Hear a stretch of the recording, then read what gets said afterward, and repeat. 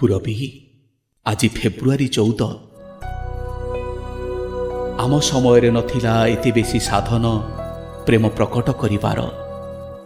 ଯାହା ସବୁ ଘଟୁଥିଲା ଲୁଚା ଛପାରେ, ଅନ୍ୟମାନଙ୍କ ଦୃଷ୍ଟିର ଆଢୁଆଳରେ।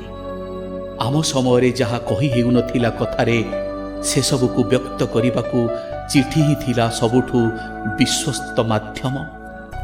ତମର ମନେ ଥିବ ପୁରବୀ, ଆମ ସମୟରେ ଭଳିକି ଭଳି ରଙ୍ଗୀନ କାଗଜରେ ଗୋଲ ଗୋଲ ହସ୍ତାକ୍ଷରରେ ଲେଖା ହେଉଥିଲା ଚିଠି। କେବେ ନୀଳ ତ କେବେ ଗୋଲାପୀ, କେବେ ପୁଣି ସବୁଜ ବା କେବେ ବାଇଗଣୀ।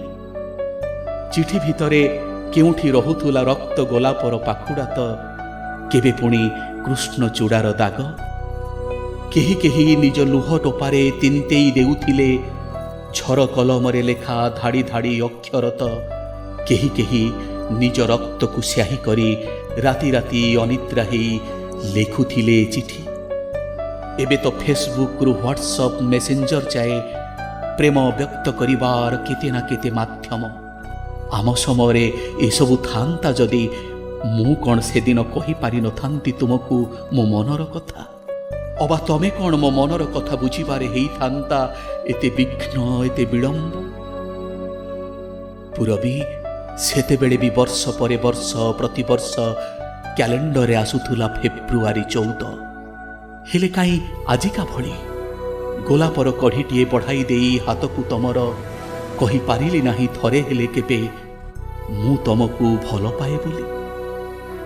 ଭାବେ ବେଳେ ବେଳେ ଆମ ସମୟରେ ସମାଜ କାହିଁକି ଥିଲା ଏତେ ଜଟିଳ, ଏତେ କୁଟିଳ? ପବନ କାହିଁକି ଥିଲା ଏତେ ସ୍ଥିର ସ୍ଥବିର? ପ୍ରେମକୁ କାହିଁକି ଲୋକେ କରୁଥିଲେ ଏତେ ଘୃଣା, ଏତେ ଅବିଶ୍ୱାସ? ପ୍ରେମରେ ପଡ଼ୁଥିବା ଲୋକଙ୍କୁ କାହିଁକି କହୁଥିଲେ ଲୋକେ ପାଗଳ? ଈର୍ଷାଳୁ କରୁଛି ଏ ସମୟ ମୋତେ ପୁରବୀ। ମଝିରେ ମଝିରେ ପଚାରି ଦଉଛି ରହି ରହି, ସାକ୍ଷାତରେ ନହେଲା ନାହିଁ, ଚିଠିରେ ନହେଲା ନାହିଁ, ଆଖିର ଇଶାରାରେ ମଧ୍ୟ କାହିଁକି କହିପାରିଲି ନାହିଁ ଏ କଥା ପଦକ ତମକୁ? ଯାହା କହିବାକୁ ଏ ଯାଏ ଛଟପଟ ହେଉଛି ମନ।